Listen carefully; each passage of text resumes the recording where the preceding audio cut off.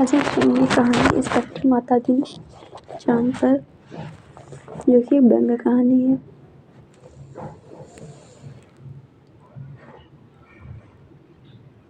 वैज्ञानिक कहते हैं चांद पर जीवन नहीं है। सीनियर पुलिस इंस्पेक्टर माता दिन डिपार्टमेंट में एनडी साहब कहते हैं वैज्ञानिक झूठ बोलते हैं, वहाँ हमारे जैसे मनुष्य की आबादी है। विज्ञान ने हमेशा इंस्पेक्टर माता दिन से मात खाई है। फिंगरप्रिंट विशेषज्ञ कहता रहता है कि चूड़े पर पाए गए निशान मुलजिम की उंगलियों के नहीं, पर माता दिन उसे सजा दिला ही देते हैं।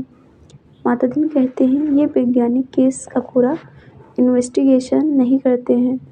उन्हें चांद का उजला हिस्सा देखा है और कह दिया वहाँ जीवन नहीं है। मैं चांद का अंधेरा हिस्सा देखकर आया हूँ, वहाँ मनुष्य जाति है। यह बात सही है क्योंकि अंधेरी पक्ष के माता दिन माही माने जाते हैं। पूछा जाएगा इंस्पेक्टर माता दिन चांद पर क्यों गए थे? टूरिस्ट की हैसियत से या किसी फरार अपराधी को पकड़ने नहीं, वे भारत की तरफ से संस्कृति आदान प्रदान के अंतर्गत गए थे। चांद सरकार ने भारत सरकार को लिखा, यूँ हमारी सभ्यता बहुत आगे बढ़ी है, पर हमारी पुलिस में पर्याप्त क्षमता नहीं है। वह अपराधी का पता लगाने और उसे सजा दिलाने में अक्सर सफल नहीं होती है। सुना है आपके यहाँ रामराज है, मेहरबानी करके किसी पुलिस अफसर को भेजें जो हमारी पुलिस को शिक्षित कर दे। गृह मंत्री ने सचिव से कहा, किसी आईजी को भेज दो। सचिव ने कहा, सर आईजी नहीं भेजा जा सकता, प्रोटोकॉल का सवाल है। चांद हमारा एक क्षुद्र उपग्रह है, आईजी के रैंक के आदमी को नहीं भेजेंगे, किसी सीनियर इंस्पेक्टर को भेज देता हूँ। तय किया गया कि हजारों मामलों के इन्वेस्टिगेटिंग ऑफिसर सीनियर इंस्पेक्टर माता दिन को भेज दिया जाए। चांद की सरकार को लिख दिया गया कि आप माता दिन को लेने के लिए पृथ्वी यान भेज दीजिए।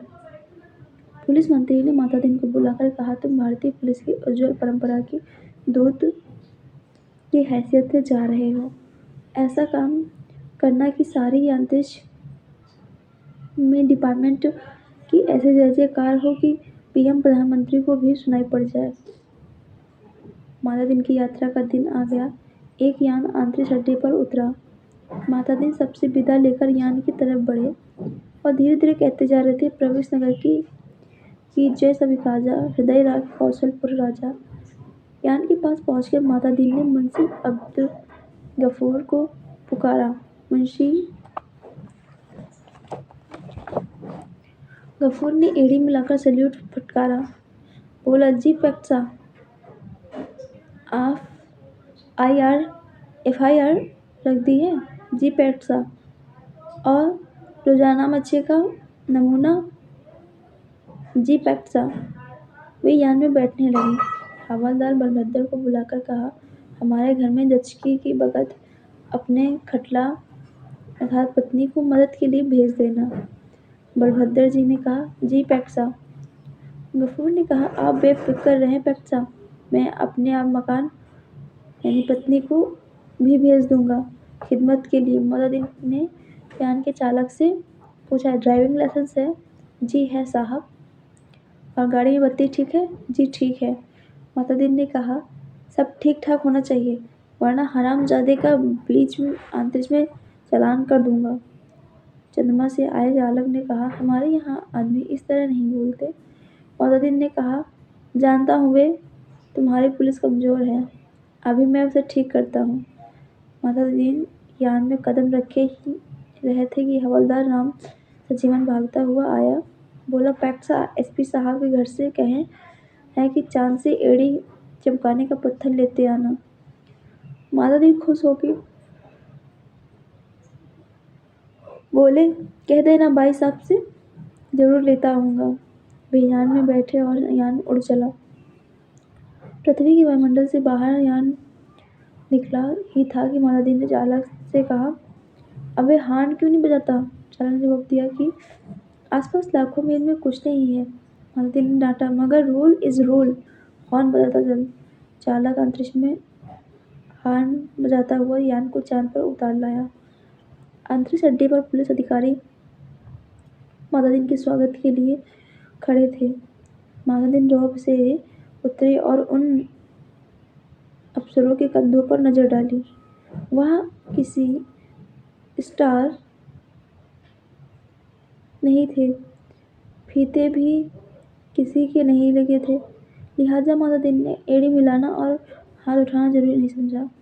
फिर उन्होंने सोचा, मैं यहाँ इंस्पेक्टर की हैसियत नहीं, एक सलाहकार की हैसियत से आया हूँ।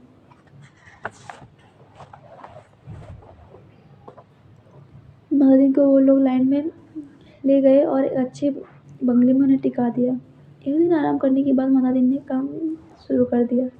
पहले उन्होंने पुलिस लाइन का मुलाहाजा किया। शाम को उन्होंने आईजी से कहा, आपके यहाँ पुलिस लाइन में हनुमान जी का मंदिर नहीं है? हमारे रामराज पुलिस में लाइन में हनुमान जी हैं। आईजी ने कहा, हनुमान कौन थे? हम नहीं जानते। परवीन ने कहा, हनुमान का दर्शन हर कर्तव्यपरायण पुलिस वाले के लिए जरूरी है। हनुमान सिग्रेव के यहाँ स्पेशल ब्रांच में थे। उन्होंने सीता माता का पता लगाया था। एबडक्शन का मामला था। दफा 365 हनुमान जी ने रावण को सजा वहीं दे दी थी, उसकी प्रॉपर्टी में आग लगा दी। पुलिस को यह अधिकार होना चाहिए कि अपराधी को पकड़ा और वहीं सजा दे दी, अदालत में जाने का झंझट नहीं। मगर यह सिस्टम भी हमारे रामराज में भी चालू नहीं हुआ। हनुमान जी के काम से भगवान राम बहुत खुश हुए। वे उन्हें अयोध्या ले गए और टोन ड्यूटी में तैनात कर लिया। वहीं हनुमान हमारे आराध्य देव है। मैं उनकी फोटो लेता आया हूँ। उस पर ही से ये मूर्तियाँ बनवाइए और हर पुलिस लाइन में स्थापित करवाइए। थोड़े ही दिनों में चांद के हर पुलिस लाइन में हनुमान जी स्थापित हो गए।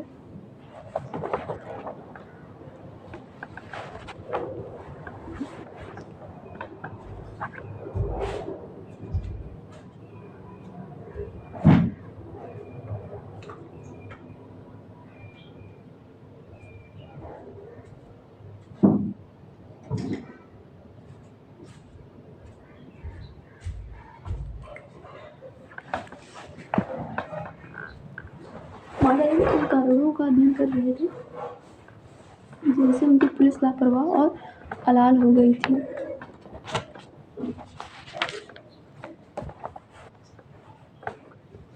वह अपराधों पर ध्यान नहीं देते। कारण नहीं मिल रहा था। एकाएक उनकी बुद्धि में एक चमक आई। उन्होंने मुंशी से कहा, जरा तनख्वाह का रजिस्टर बताओ।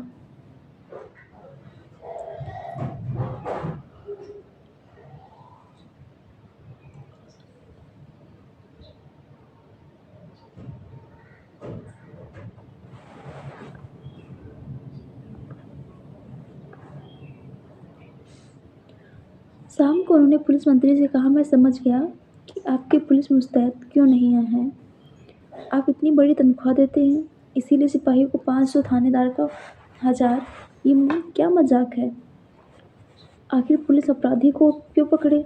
हमारे यहाँ सिपाही को 100, इंस्पेक्टर को 200 देते हैं तो 24 घंटे जुर्म की तलाश करते हैं। आप तनख्वाह फौरन घटाइए। पुलिस मंत्री ने कहा, मगर यह तो अन्याय होगा। अच्छा वेतन नहीं मिलेगा तो वे काम नहीं करेंगे। मायादेव ने कहा, इसमें कोई अन्याय नहीं है। आप देखेंगे पहले घटी हुई तनख्वाह मिलते ही आपकी पुलिस की मनोवृत्ति में कितना क्रांतिकारी परिवर्तन होगा। पुलिस मंत्री ने तनख्वाह घटा दी और 2-3 महीने में सचमुच बहुत फर्क आ गया।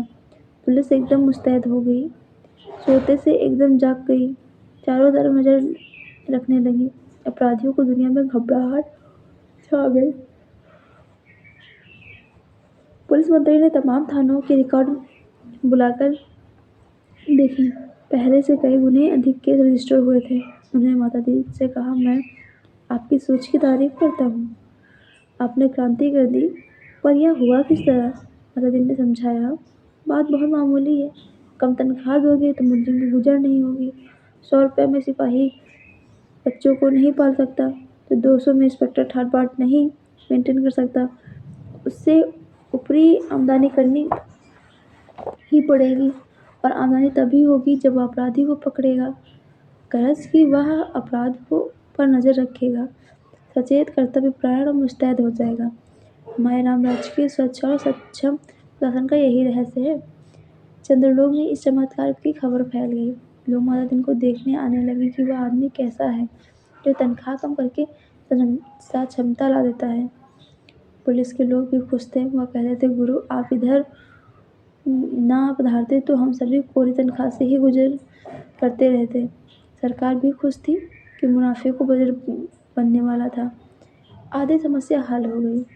पुलिस अपराधी पकड़ने लगी। अब मामले की जांच विधि में सुधार करना रह गया था। अपराधी को पकड़ने के बाद उसे सजा दिलाना। माता दिन इंतजार कर रहे थे कि कोई बड़ा केस हो जाए जो नमूने के द्वार पर उसका इन्वेस्टिगेशन करना बताऊं। एक दिन आपसी मारपीट में एक आदमी मारा गया। माता दिन कोतवाली में आकर बैठकर बोले, नमूने के लिए इस केस को इन्वेस्टिगेशन मैं करता हूँ, आप लोग सीखिए। यह कत्ल का केस है। कत्ल के केस में एविडेंस बहुत पक्का होना चाहिए। कोतवाल ने कहा, कातिल का पता लगाया जाएगा तभी तो एविडेंस इकट्ठा किया जाएगा। माता ने कहा, नहीं, उल्टे मत चलो, पहले एविडेंस देखो। क्या कहीं खून मिला किसी के कपड़ों पर या और कहीं? एक इंस्पेक्टर ने कहा, हाँ, मारने वाला तो भाग गया। मृतक सड़क पर बेहोश पड़ा था। एक भला आदमी वहां रहता था, उसने उठाकर अस्पताल भेजा। उस भले आदमी के कपड़ों पर खून के दाग लग गए हैं। माता ने कहा, उसे फौरन गिरफ्तार करो। कोतवाल ने कहा, मगर उसने तो मरते हुए आदमी की मदद की थी। माता ने कहा, वह सब ठीक है, पर तुम खून के दाग ढूंढने और कहाँ जाओगे? जो एविडेंस मिल रहा है उससे तो कब्जे में करो। वह भला आदमी पकड़कर बुलवा लिया गया। उसने कहा, मैंने तो मरते आदमी को अस्पताल भिजवाया था, मेरा क्या कसूर है? जानती पुलिस उसकी बात में एकदम प्रभावित हुई। माता दिन प्रभावित नहीं हुए। सारा पुलिस महकमा उत्सुक था कि अब माता दिन का क्या तर्क निकालते हैं। माता दिन ने उससे कहा, पर तुम झगड़े की जगह गए क्यों? उसने जवाब दिया, मैं झगड़े की जगह नहीं गया, मेरा वहाँ मकान है, झगड़ा मेरे मकान के सामने हुआ। अब फिर माता दिन की प्रतिभा की परीक्षा थी। सारा महकमा उत्सुक देख रहा था।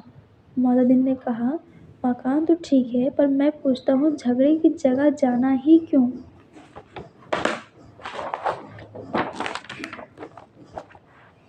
इस तर्क का कोई जवाब नहीं था।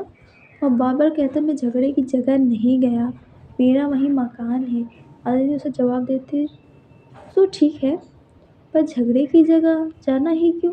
इस तर्क प्रणाली से पुलिस के लोग बहुत प्रभावित हुए। अब माता दिन ने इन्वेस्टिगेशन का सिद्धांत समझाया। देखो, आदमी मारा गया है तो यह पक्का है कि किसी ने तो जरूर मारा है उसे। कोई कातिल है, किसी को सजा होनी चाहिए। सवाल है, किसको सजा होनी चाहिए? पुलिस के लिए यह सवाल इतना महत्व नहीं रखता जितना यह सवाल कि जुर्म किस पर साबित हो सकता है या किस पर साबित होना चाहिए। कत्ल हुआ है तो किसी मनुष्य को सजा होगी ही। मरने वाले को होती है, मारने वाले को होती है या बेकसूर को। यह अपने सोचने की बात नहीं। मनुष्य सब बराबर है, सब में उसी परमात्मा का अंश है। हम भेदभाव नहीं करते। यह पुलिस का मानवतावाद है। दूसरा सवाल है कि किस पर जुर्म साबित होना चाहिए। इसका निर्णय इन बातों से होगा, क्या वह आदमी पुलिस के रास्ते में आता है? क्या उसे सजा दिलाने से ऊपर के लोग खुश होंगे? माता दिन को बताया गया कि वह आदमी भला है, पर पुलिस अन्याय करे तो विरोध करता है। जहाँ तक कि ऊपर के लोगों का सवाल है तो वह वर्तमान सरकार के विरोधी राजनीति वाला है। माता दिन ने टेबल ठोकर कहा, फर्स्ट क्लास केस, पक्का एविडेंस और ऊपर का सपोर्ट। एक इंस्पेक्टर ने कहा, हमारे गले यह बात नहीं उतरती कि निरपराध भले आदमी को सजा दिलाई जाए। माता दिन ने समझाया, देखो, मैं समझ चुका हूँ कि सब में उस ईश्वर का अंश है। सजा इसे हो या कातिल को, फांसी पर तो ईश्वर ही चढ़ेगा ना। फिर तुम्हारे कपड़ों पर खून मिल रहा है, इसे छोड़कर तुम खून कहाँ ढूंढते फिरोगे? तुम तो भरो एफआईआर।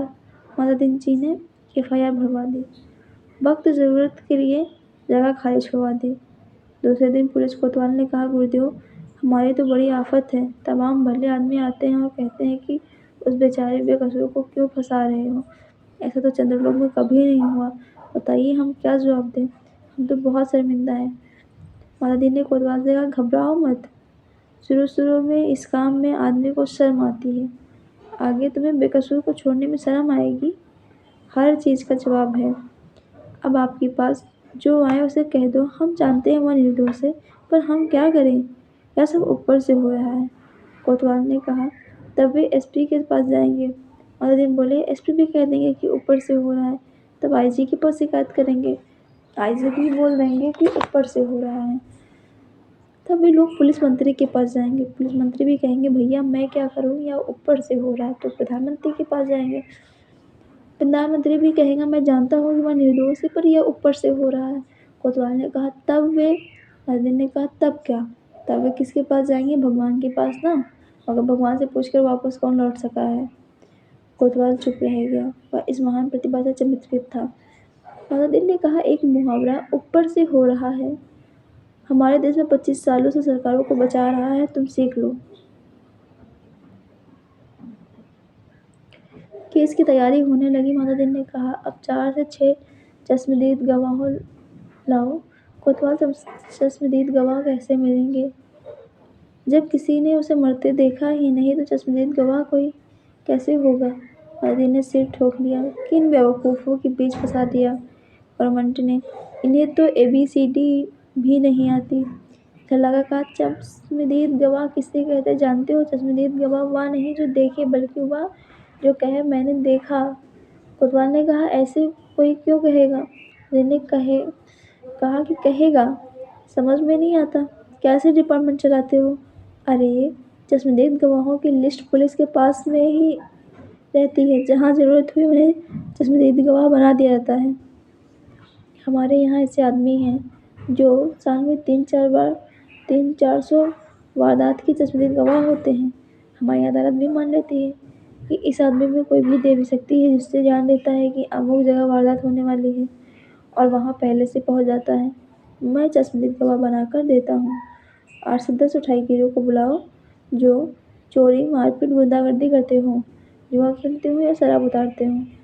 दूसरे दिन शहर के 8-10 नवरत्न कोतवाली में हाजिर थे। उन्हें देखा माता दी गदगद हो गए। बहुत दिन हो गए थे ऐसे लोगों को देखे, बड़ा सुना सुना लग रहा था। माता दी का प्रेम उमड़ पड़ा। उससे कहा, तुम लोगों ने उस आदमी को लाठी से मारते देखा था ना। तो बोले, नहीं देखा साहब, हम वहाँ थे नहीं।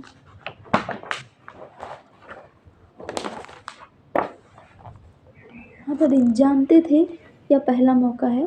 फिर उन्होंने कहा, वहाँ नहीं थे या मैंने माना, पर लाठी मारते देखा था। तो उन लोगों को लगा कि यह पागल आदमी है। तभी ऐसी उटपटांग बातें कहते हुए हंसने लगी। माता दी ने कहा, हंसो मत, जवाब दो। वे बोले, जब थे ही नहीं तो कैसे देखा। माता दी ने घुटाकर देखा, कहा, कैसे देखा सो बताता हूँ। तुम लोग जो काम करते हो सब इधर दर्ज है, हर एक को कम से कम 2 साल में जेल में डाल सकता हूँ। तुम ये काम आगे भी करना चाहते हो या जेल जाना चाहते हो। वे घबराकर बोले, साहब हम जेल नहीं जाना चाहते। दादी ने कहा, ठीक, तो तुमने उस आदमी को लाठी मारते देखा ना। वे बोले, देखा साहब।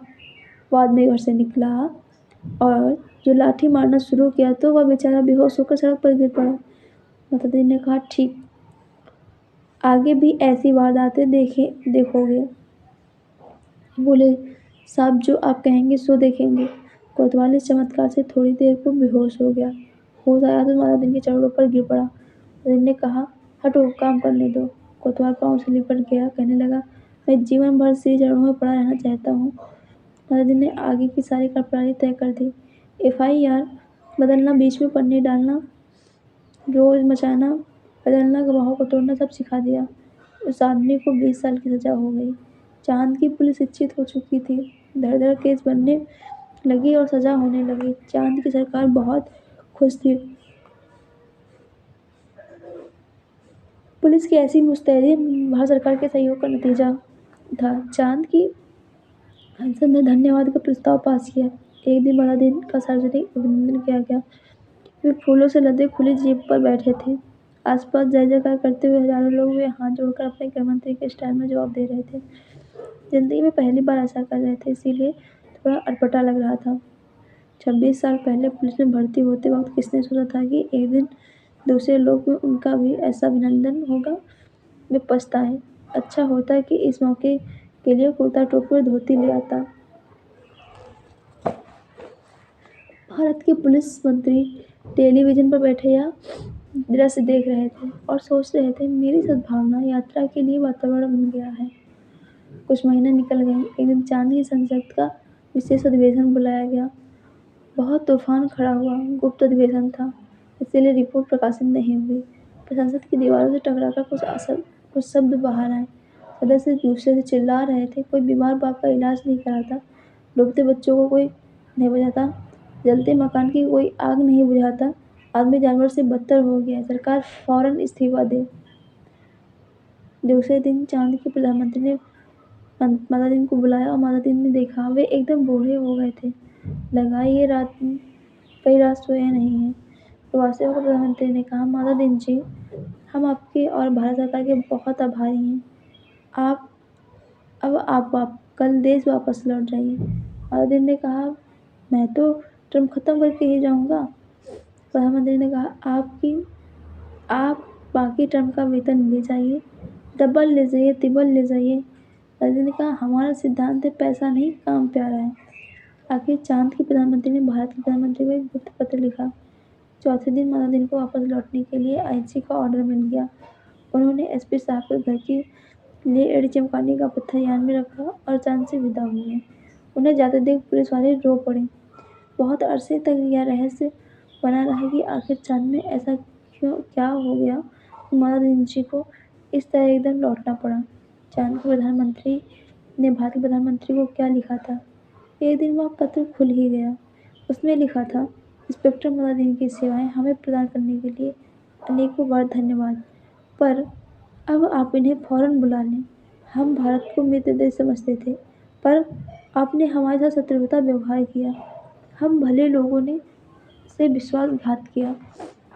आप ही माता दिन जी ने हमारी पुलिस को जैसा कर दिया है, उसके नतीजे ये हुए हैं कि कोई आदमी किसी मरते हुए आदमी के पास नहीं जाता, उसे डर से कि वह कत्ल के मामले में फंसा दिया जाएगा। बेटा बीमार बाप की सेवा नहीं करता और डरता है बाप मर गया तो उस पर कहीं हत्या का आरोप न लग जाए।